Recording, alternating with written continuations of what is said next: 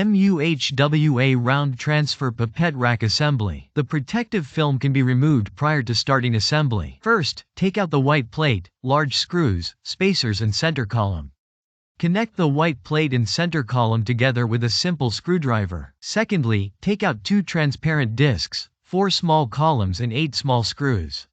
Use an easy screwdriver to connect the upper and lower clear discs together. Use an easy screwdriver to connect the upper and lower clear discs together through 4 small columns. Then, the assembled transparent disc is placed onto the assembled plate and center column. Note that the large hole of the disc is facing upward. Finally, take out the spacers and large screws.